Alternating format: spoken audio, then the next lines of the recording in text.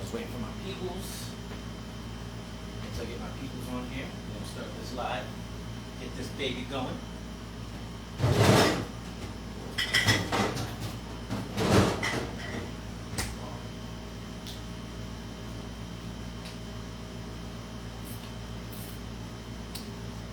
Let's see.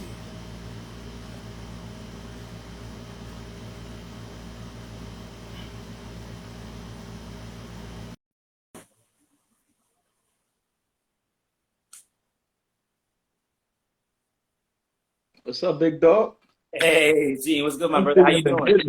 I'm good, man. I'm good. You doing good, man? You look well rested, man. You like you just worked out, man. You're glowing. Yeah, I did. I went to the gym from like 9 to like 11:30. I just came back. I'm about to start working. Oops, my bad. So you really did go to the gym? Okay. Yeah, I'm about to start working. So I was like, you know what? Let me do this and then get into some work. Yeah. Definitely, man. I'm trying to get y'all all. Hold on, let me get about to log in right now. Let me. No doubt, no doubt.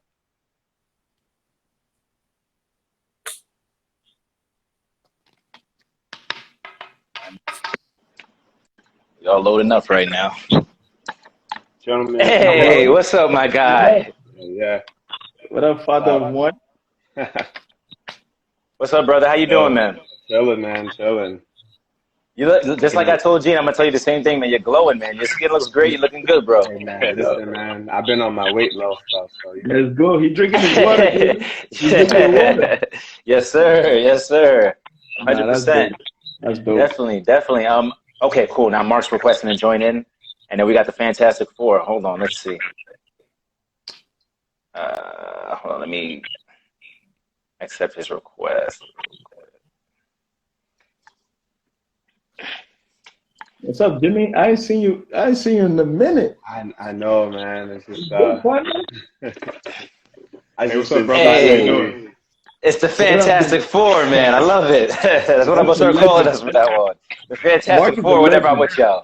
Yes, Mark is a legend, man. Mark is a legend. This guy right here, man, he's a legend in the making. No, you Oh my guys are gosh. legends, man. I'm just a spectator right now, man. I love it. Well, gentlemen, check this out. I don't want to take up too much of your time. I want to be very respectable. I want to keep this live within the duration of the hour. And from what I'm seeing on my end, being the host, I see that 3 minutes has elapsed, which means we have 57 minutes for imperative, profound conversation. So if it's okay with you all, I kind of want to get right into it. Real quick, I'm going to introduce you both, Gene and Jimmy. If you guys don't mind, but also Mark, since you're here, brother, you know what I'm saying, for old time's sake, I gotta have you do the intro with me if that's cool with you. Hey, of course, brother. Of course. Okay, cool. And then the last thing I'll say too, before we get started, gentlemen, is that we're doing this live today, but sometime down the line, this is the final season of the show, so I don't really have a set schedule how I would or how I did before, but definitely this will be released at a later date, sometime between October to December on the audio formats of all the platforms. Just letting y'all know, okay? Nice. Cool. Sounds good. Rodney, what's up, bro? Okay, all right. We got our people joining in for the discussion. I hope y'all love it. All right. Cool. So with that being said, let's just do it. Let's get right to it. Yo, what's going on? We're back, ladies and gentlemen, for another week of the Wise Guys podcast, all right? As you all know, this is the final season of the Wise Guys. This season, we're doing a dual combination of doing live IG chats where we meet together as a forum, a panel discussion, and we talk visually, through video with each other. And in addition to that as well, we're also doing audio as well at a later date. So whenever you hear the audio format of this podcast, you know that the video format of it already dropped and was live on IG. So with that being said, I don't want to waste any more time. I kind of want to get right into it. We got 4 questions for today. I think it's going to be dope. It's your boy, the man, Kevin Unglad, and I'm here with my special guest co-host. You all know him. Mark Pruden. Hey, and we're the Wise Guys. We're guys. We're back. We're reunited, and it feels so good. This is Mark's second appearance on the Wise Guys for season 4. He's got one more appearance to go with me as we close out the show forever. That'll be coming soon. But today, we're still rocking. Mark, first and foremost, how are you doing, my brother? How are you feeling today? Everything is beautiful, man. Everything's looking up, looking positive. Just trying to keep building, keep going, man. That's all. Just staying focused. I love it. And before we introduce our guest, I just want to reiterate this for those of you out there who do not know. My brother, my best friend, Mark Pruden, recently got engaged to his lovely, lovely, lovely fiance.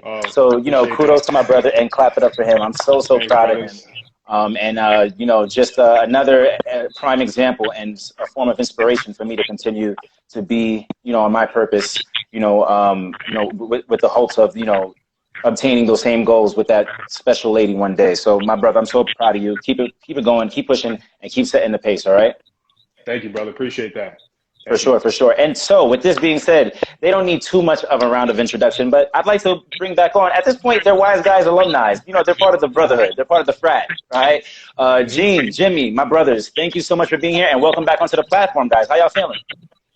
Feeling good, man. Thank you for having me. Yes, excellent. Excellent. Yes. More congrats, man. Congrats. Oh, thank you. Appreciate it. Thank you. Grew up. Yeah. I guess I'm still in my infancy. It's time for me to grow up one of these days. Right. So, fellas, this is going to be another great, engaging discussion. We've done a lot of these in the past at this point, and I think you all are rocking with us in terms of what we do.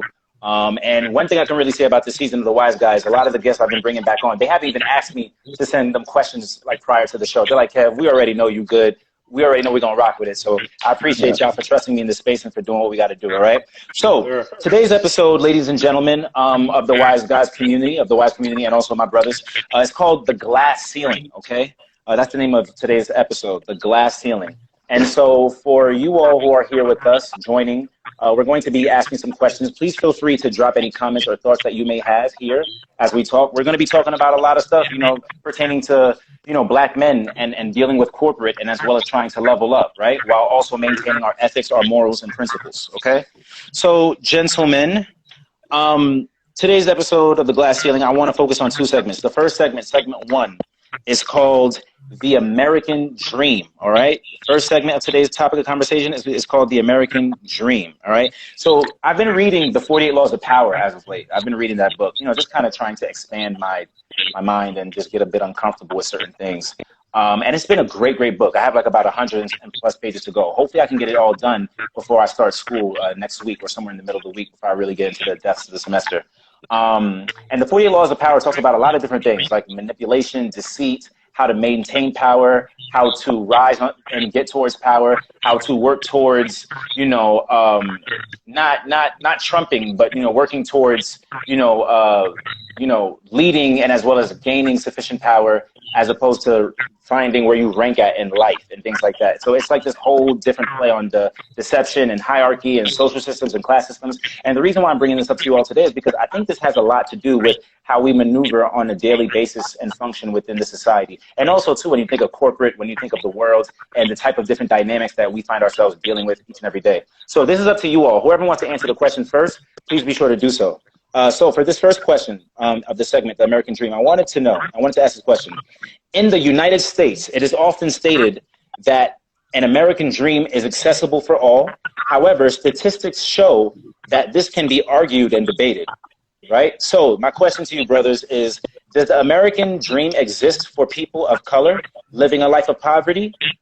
So does the American dream exist for people of color, all people of color, actually, not just black people, living a life of poverty, or does it not? So they often say our route or our guarantees to the American dream are through college, right? Or, the K through 12 education system, finance in terms of investing and stuff like that, or even trade, you getting your hands dirty and learning a trade and things of that nature. So you could answer this question however way you feel, whether it's through education or finance, investing, whatever, but does the American dream exist for people of color living a life of poverty? What do y'all think? I mean, I'll go first. I'll answer it from an education perspective, and I just saw someone wrote it down in the chat too. I think it does exist. However, if you talk about someone of color, like black, brown, Latinx, that challenge, you have to work a little bit harder than your counterparts. You have to work a little bit harder than someone who has grown up in a place of influence, who's affluent, because statistics shows that, you know, children who grow up in affluent areas, like they're exposed to more vocabulary words. They're placed in more sports programs. They're placed in better learning environments, which gives them a head start, right?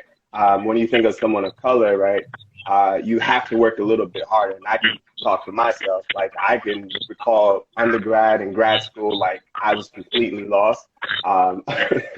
As a classroom teacher now, like, I see it in my students. So, like, as far as the stigma that the American dream, does it exist for someone who's Black, brown, or Latinx?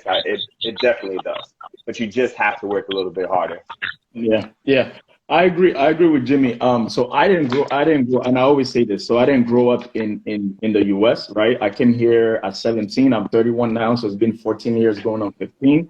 The most important thing for me is defining what the American dream is, right? So if you know, sometimes you ask people here, it's, you know, you go to school, you graduate, or you get into some type of, you know, trade or business. You know, you get your own business, or you buy a house. You know, you get married and you raise a kid with a nice white picket fence, right? For me, the American dream wasn't necessarily that. It was more of like, hey, this is a place where you will have hurdles, just like Jimmy said, because you don't, you know, the playing field is not level, but you are allowed to dream.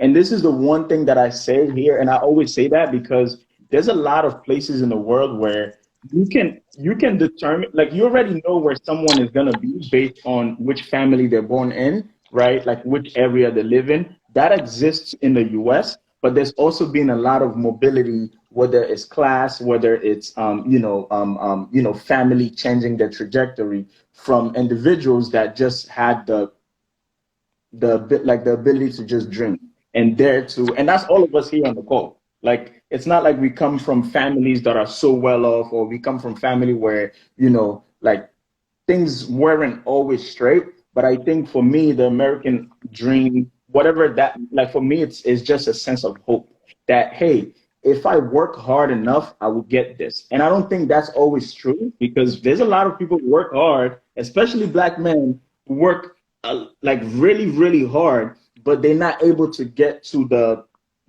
top. And that's the issue. The issue is we always trying to get to the top. And I don't know what that top is, but as a man who I set my own goals, I set my own pace, I know what I have to do, right? And I'm able to do the things that I need to do to get to where I need to go.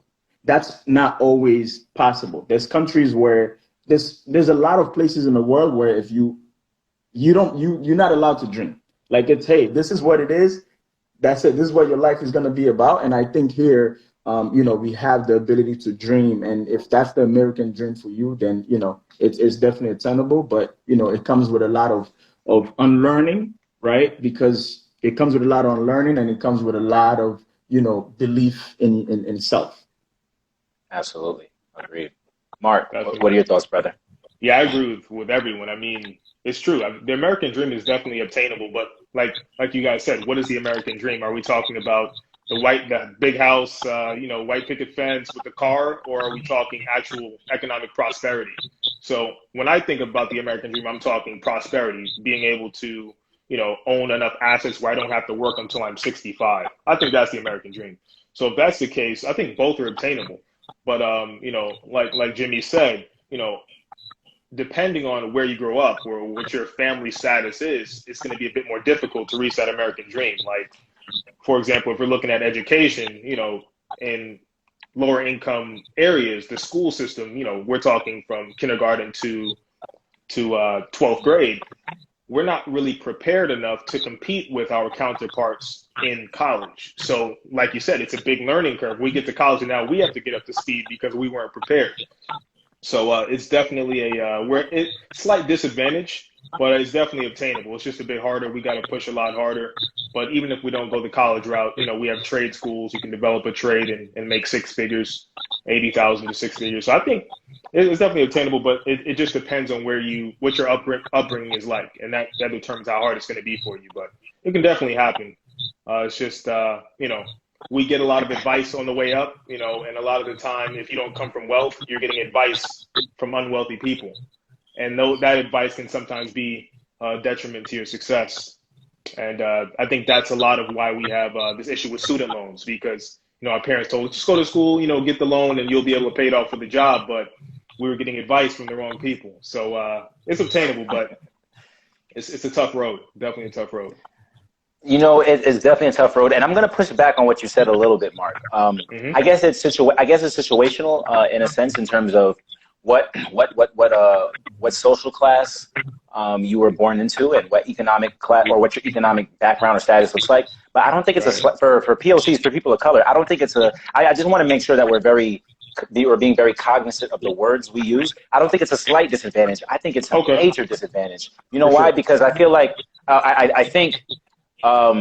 And I want to get out of this. I think we talked about this a lot more. I want to get out of this mode of saying I feel like, and start more so using I think, because when I say I feel, it feels as if I'm basing emotions. But I think, what I do think is that I can remember being in college, Brooklyn College. You see the banner back there. Shout out to me and Jimmy's former alumni. I can remember being at BC, and for the first time, just taking some African diaspora classes, or classes about Caribbean literature, and about, again, the diaspora, and about systemic oppression, occurring to people of color throughout the world and throughout times. And Jimmy, I'm sure you can relate to this in terms of, being a history major, and just, just building upon that wealth of knowledge and gaining it, and just thinking to myself, like, wow, like, how am I now learning this at 21, 22, 23, as opposed to not learning this 10 years ago when I was 11 or 12, and thinking to myself, like, this is crazy, like, and being so into it, and like, wow, if I would have learned this at 10 or 11, or knew that I was learning about my people, or about the struggles of other people throughout the world that have been oppressed, whether it be in China, or whether it had been in Iceland or Greece or whatever, there's been, indentured servitude or slavery or whatnot, I would have been more perked up. I don't think I took education as serious as a kid, or even really cared about it, because my experiences wasn't engulfed throughout it, throughout that experience. So the reason why I say it's not a slight, it's a major disadvantage, is because at 21, I'm in a classroom, right? As a young man in a classroom, learning about things that I'm paying for out of pocket to get through my college education. But mentally, I feel like a stimulated 10, 11-year-old child. Like, oh my gosh, like, there's so much I didn't know, and feeling like a baby. And now at 30, right? At 30, going to 31 next year, there's still so much more things I'm learning about finance and investing. Now I feel like I'm 21, not in terms of youth and how I feel, but mentally sometimes still as a child. It's like, I don't care how much wisdom I've obtained over the last 10 years. There's still a plethora of catching up I still have to do. Like, there's so much more things I have to learn, and I'm so behind at 30 as opposed to my peers who are 30 as well, but who come from a more advantaged or privileged background. I don't know. That's how I feel. I don't know if anyone of you want to chime in on that before I move on. That's a great point. I mean, when I said slight, I definitely used the wrong word. I guess I'm trying to, sometimes subconsciously we try to not play the victim role. It's like, it's slight, but we can still do it, kind of encourage our people instead of, saying we're at a major disadvantage, we're all screwed. I try to say slight to kind of, make it clear as possible. No, you're totally right, man. It's tough. Yeah. It's definitely and tough. Kev, just to piggyback off that, in the education world, we have this term called being equal versus equity, right? And oftentimes, like, we say equal doesn't even out to equal. Always me. Right? But equity means that every student, every adult, every individual is going to receive the same resources. Which in hindsight is beneficial for everyone. But if you're saying people are equal in this situation, like, it doesn't, the end all or the end of it doesn't necessarily equal to success for everyone. No. Right.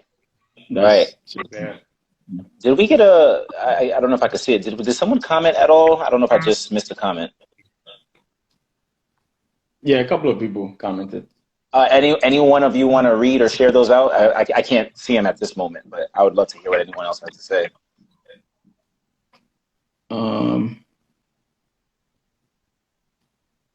I'm trying to read the top of it. I see one from Nick Nickelstein. Nickelstein, shout out to you. It's never too late. Just keep on learning. They want to keep us unaware of our power as a person and even more as a collective. Now, that's true. I think that definitely has a part to do with it. For sure. So many factors that make our journey to the top way more difficult. Like, people getting killed in the streets and stuff like that.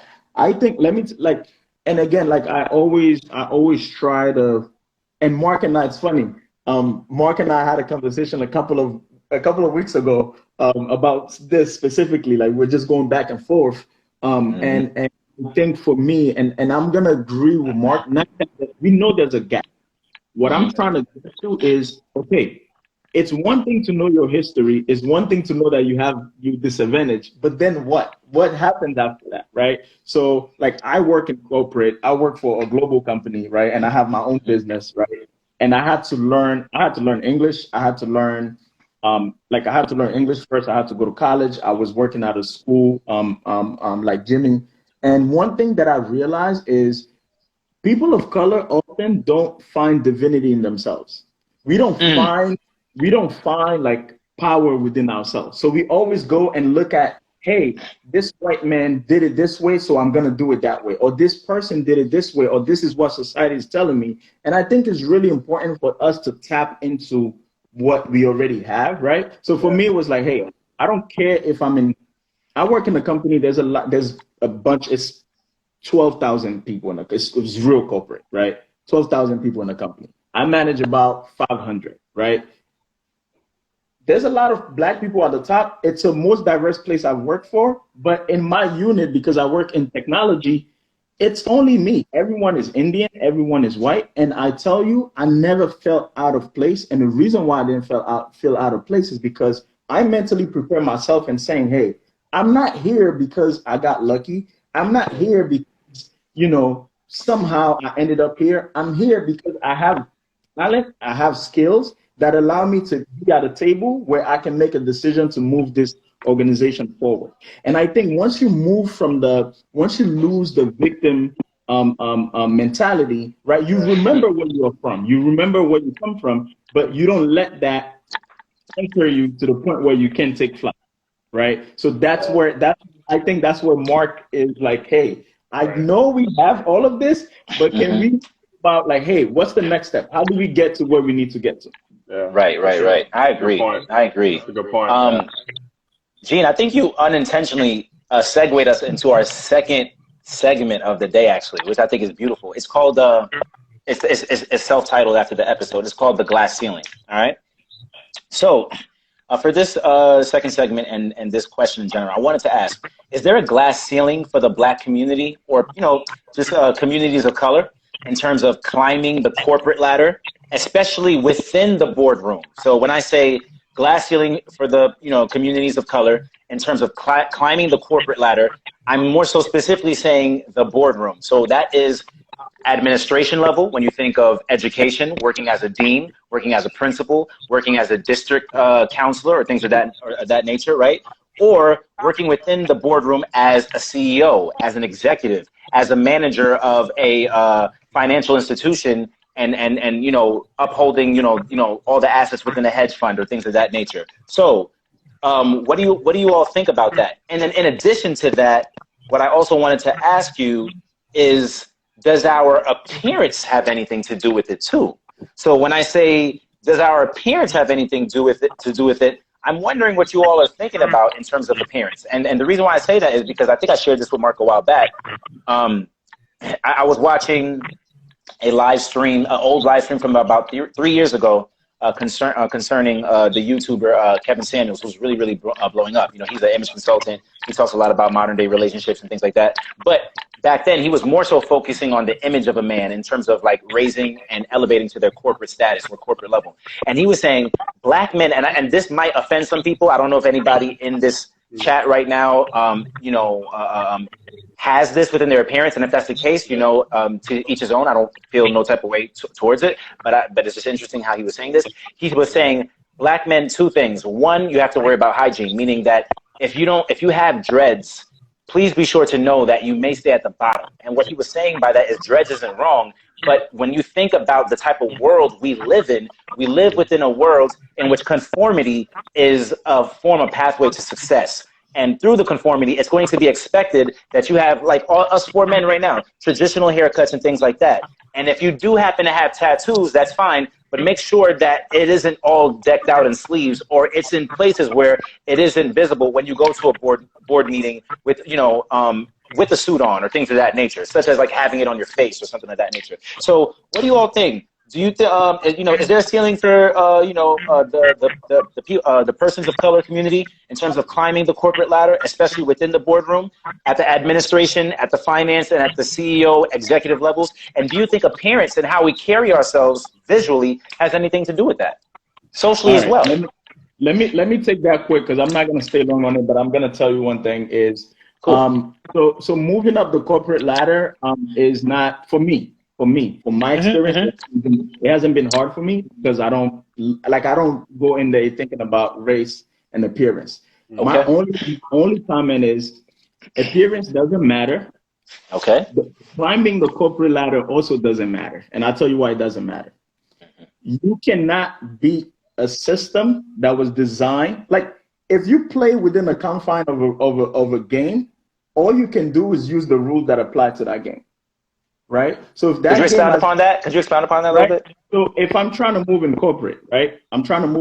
Maybe there's 3 black people in the company. I have to abide by a rule that isn't really designed for me to succeed to begin with, intentionally or unintentionally. So I have to go through this. I have to go to this school to get to this level. I have to go. I have to sell a certain amount of accounts. I have to gross a certain amount if you do real estate, you have to gross this amount. Then you move up. The hurdles that you have to face. First of all, you have never seen anybody do it before, right? Because your family, your world doesn't come from that, right? So for me, it's like, hey, why don't we create our own bubble? Right? Not saying that you can't play in both, but I think it's really hard to go to someone's house and tell them that you deserve to be at the top. You didn't participate in the makeup of this. I mean, we did participate. Let me not say that. But when it comes to like an individual institution, a lot of time people pass that down to generation to their kids. The boardroom, you're not going to sit at the boardroom unless they can gain something from you, but they're not necessarily giving you a leg up for you to get up there. So for me, it's like, hey, if you want to be in a boardroom, and this is the thing, like it doesn't have to be a boardroom. And I love black women for that.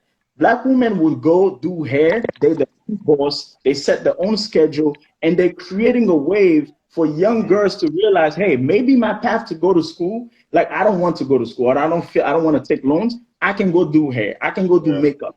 We can tap into those areas and then create our own economy because, like you said, society is already set up a certain way. So if I'm deeply in touch with my roots and I need to keep my dreadlock because it means something to me, now I have to let it go just so I can feed my daughter. And sometimes we make an excuse and accept it. Oh, you know what? Why does he have tattoos? What does he have?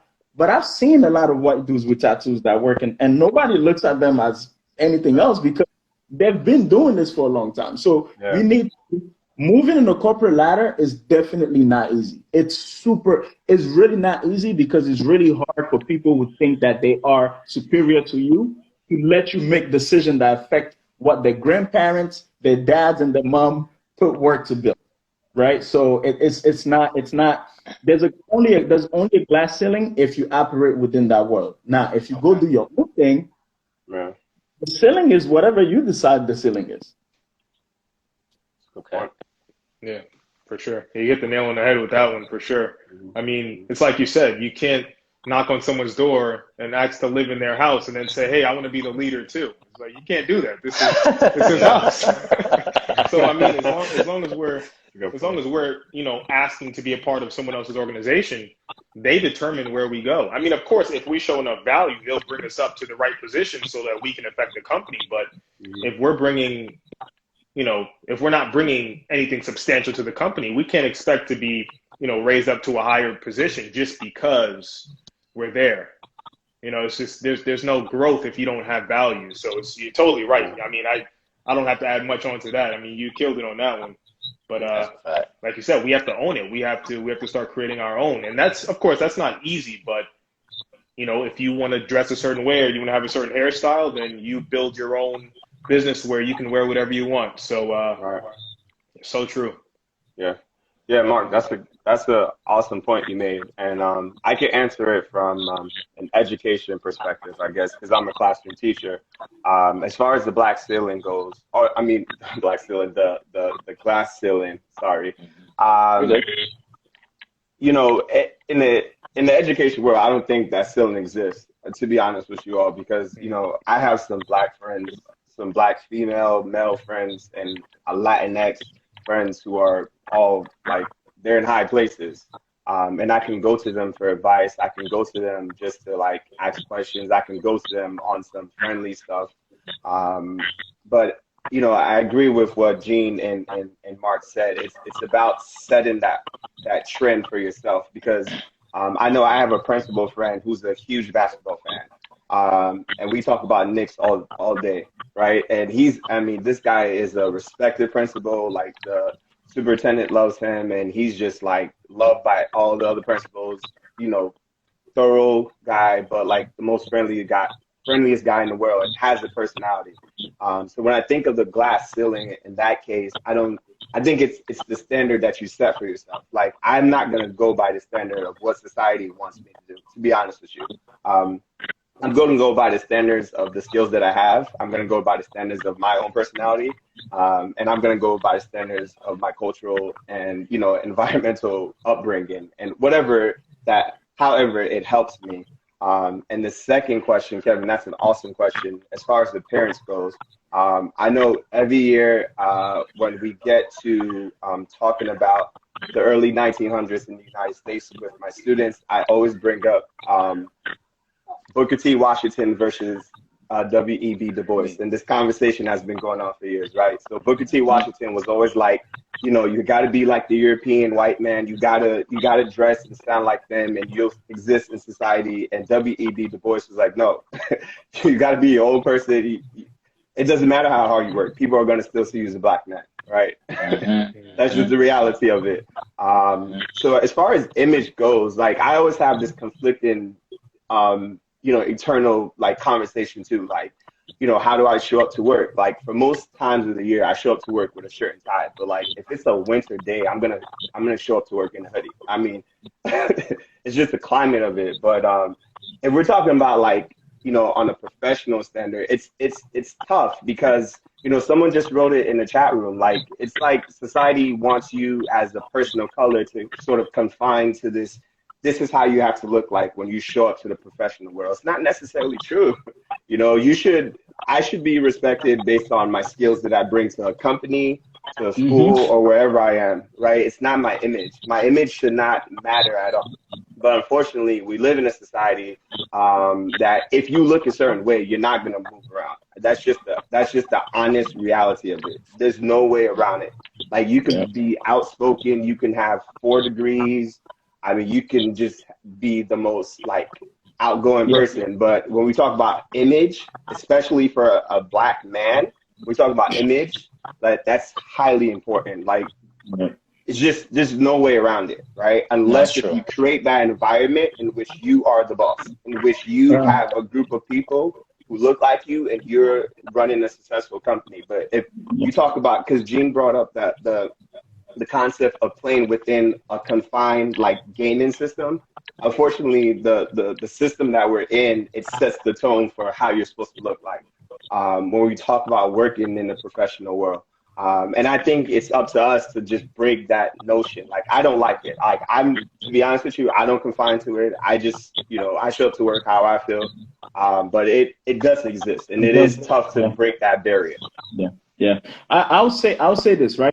Like by no means, and for anybody listening, or like who will listen in the future, by no means do we want to say, hey, if I have a business, like once I start employing people, if we go in to do a business pitch, you have to know your audience, right? Like you have to know, hey, if I'm playing football, there's football gear that I have to wear, right? So it's not that. For me, when we talk about appearance, like how do you dress? Like if I go for a job interview, of course I'm gonna dress, a certain way, right? Yeah. But it gets to a next level for black people. That's the problem that I have.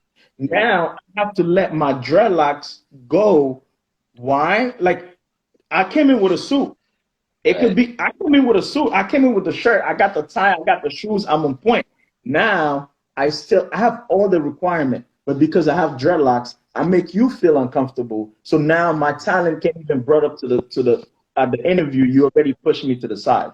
And what's happening is, like Mark said, because we don't have enough of our own, because we don't have enough of the things that we get to control, we have to lose our identity to able to exist. And that's to me, that's the real issue.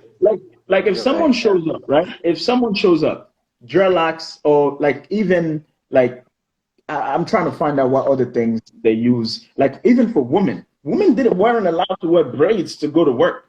Yeah. Like braids. Like how does that affect her performance? It's all about making other people feel uncomfortable. And your job is not to make other people feel uncomfortable. You get paid to do a certain job. You dress the part. You have to do your job. But I'm telling you, even this conversation, some black people will be like Kevin Samuel. Well, brothers, you want to get ahead? Get your dreadlocks off. I understand what he's saying, but that should be enough fuel for you to say, hey, at what point do I lose my identity? And then like what point? And again, we make the decision where we want to work. It's not like they come and call us to give us jobs. Let's be honest. So sometimes it's hard, but we have to know what we have to give up for everything that we do. The same way the path to creating your own business, or you being in an environment where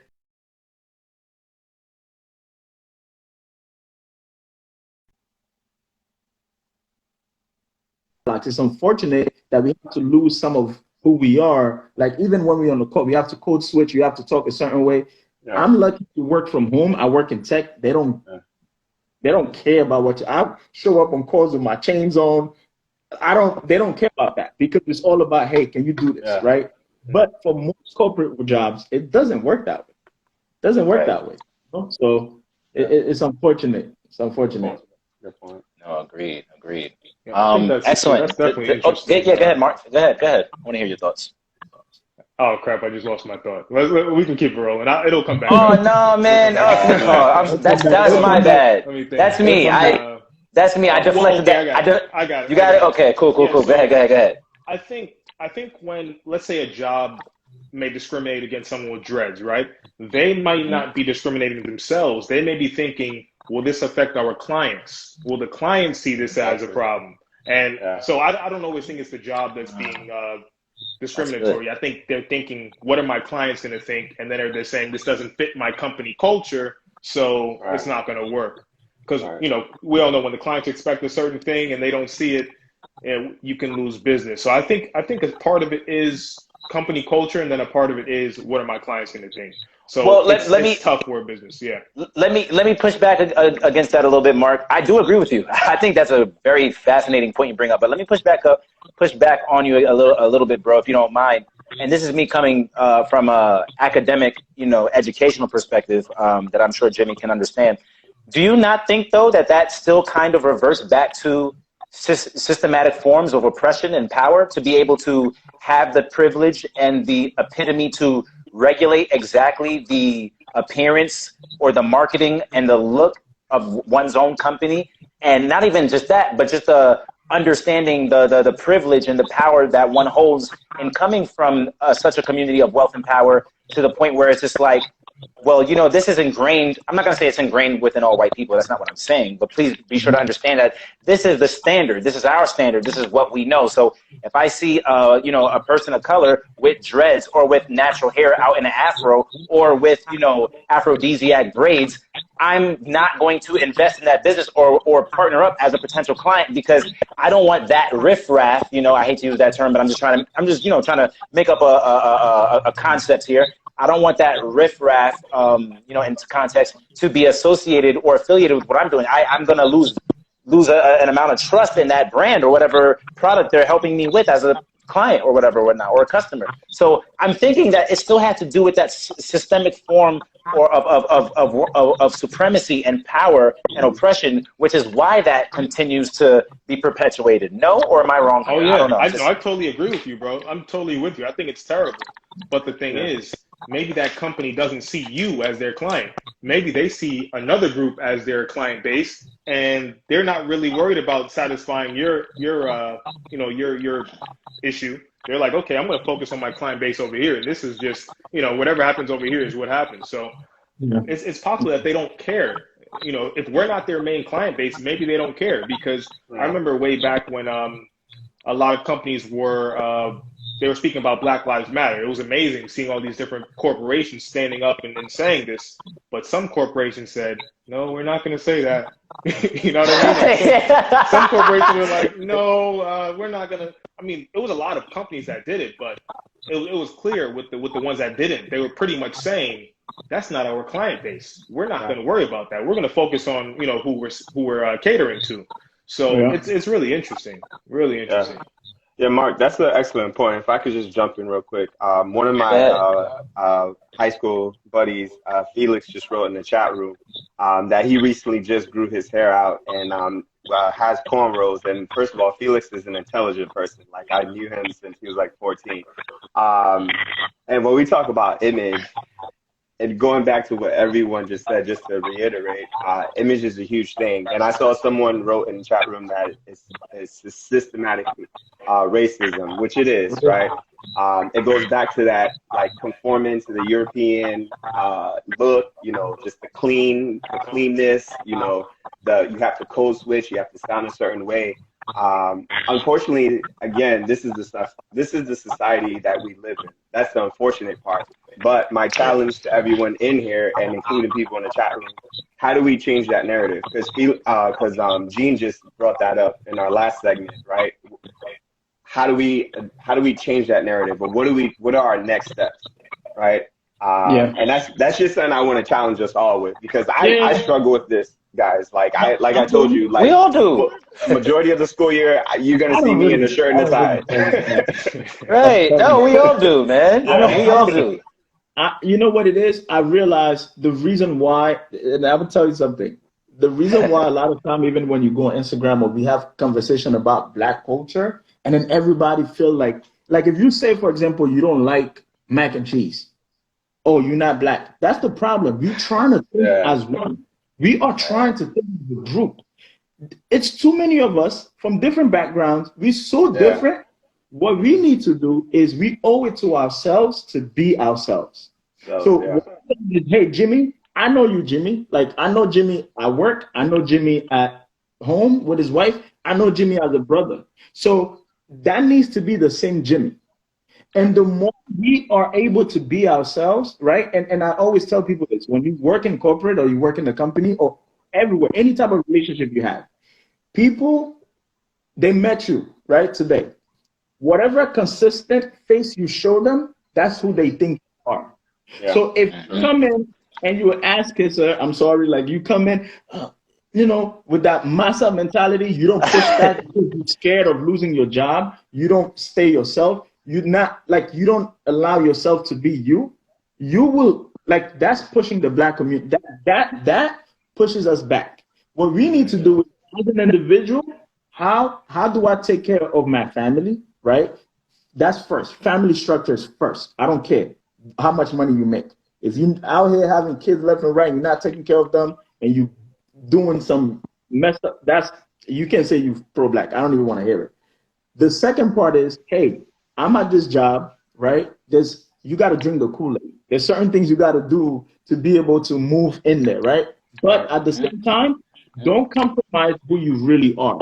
I don't care if that means that you cut your braids or you don't, but don't compromise who you really are. Because what people would do is, and I was having a conversation with my boss. My boss is Indian, Indian lady. And she was like, I worked so hard for so long, and I work after hours, and she got 3 kids. She worked so many hours that now her boss is looking at that as this is what it is. That's the standard. So now she's trying to take a step back and actually work for the hours that she's getting paid. She's getting reprimanded for not performing as much as she needs to, right? So my thing is, hey, when I don't know, guys. Let's figure it out. When I don't, Black people, I've seen it. I've seen Black people go to work and kill themselves, and then nothing happens. Like black people work. No, That's so true. It's true. It's true. Black people work so freaking hard, so freaking hard just to be and we just so we can keep a job. And I understand it because I have bills to pay too. So there's certain things you have to do. But at some point, I'm asking myself like, hey, me being a part of this institution, if I come in and I'm not myself, they would think that, oh, this is what the good black man is, and this is what the bad black man is. Yeah. No, just like it's me, Gene, treat Gene this way. If you're talking to Jimmy, treat Jimmy based on what Jimmy is doing. Because what they try to do is, hey, we're gonna box them. Like if a white person commits a crime, oh, it's a white person that committed a crime. If a black person commits a crime, and you know that's what they do, whites always like for us is they. For them, for anybody else, is that person. So we have to show up in places and understand what, and also which sector do we want to work in. Like when we go to school, and I always tell this to people, like there's victim, right? The US, you can go to school for a community college for free. Like if you're poor, you can. You can do a trade, there's a bunch of things you can do. One thing we have to understand is, hey, all of us don't got to be nurses. All of us don't got to go to the same places that everybody already done told us, yo, my man, you already know what it is over here, right? Like, hey, this guy want to do real estate and investment. He can do that. He's allowed to do that as a black man. I don't care if somebody else did it or not. He can do that. I can go in technology. I can do that. You guys can go into education. You can do that. We have to let people dream again by being themselves. Because if you look at all of the black people that are on top, that are making money, and I'm going to use money, you look at mostly entertainers. You look at Kanye. You look at Jay-Z. They didn't follow no blueprint. There's no blueprint that can make a black man a billionaire. That doesn't exist. No. But they stay themselves. There's moments where you got to drink the Kool-Aid. You have to understand, I'm only drinking this so I can spit it out later. Right? So now we start seeing that's people, good. right? Like we start seeing people like Swiss Beats sitting at big corporations. So, like they're making major moves. Right? Unfortunately, it's in a entertainment business where they need their influence, so it's okay to have however the look is fine. But for us, we need to start thinking about like for our youngsters, yo, why you don't go into plumbing? Why you don't want to become an electrician? Yeah. Because those are the things that we can easily get in, and we can easily change the landscape. And then as we start doing that, then we start owning sectors. Like if you go to a Dunkin' Donut, you go to a Dunkin' Donut, you know who owns it. Right. We don't have to talk about it. Those are the things we need to have grasp on certain sectors. We need to be able to be in certain places. So our kids can show up and be like, hey, they don't have to talk a certain way. They don't have to, they can just be. They can just be. And that's what the black man needs to get to. We just want to be. Whoever we are, we just want to be. You know? Most certainly. I love it. I love it. Gentlemen, we have 2 more questions for this, this episode right here. But the conversation is flowing so well. And I don't think we'll be able to answer these next 2 questions within 12 minutes. I think we might need another 25, 30. Is that okay with y'all or no? Because I see it's moving pretty well. Jimmy's the dad. Jimmy, yeah. Papa Bear, we good?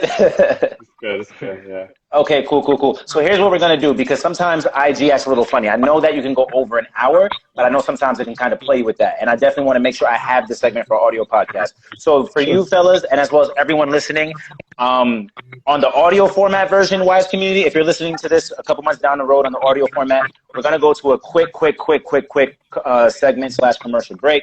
All right. And then we'll be right back in the next 30 seconds with the Wise Guys. For the IG session, I'm going to end this live session now, and we will be back in approximately 2 minutes to continue forth this conversation for the second half with the final 2 questions, all right?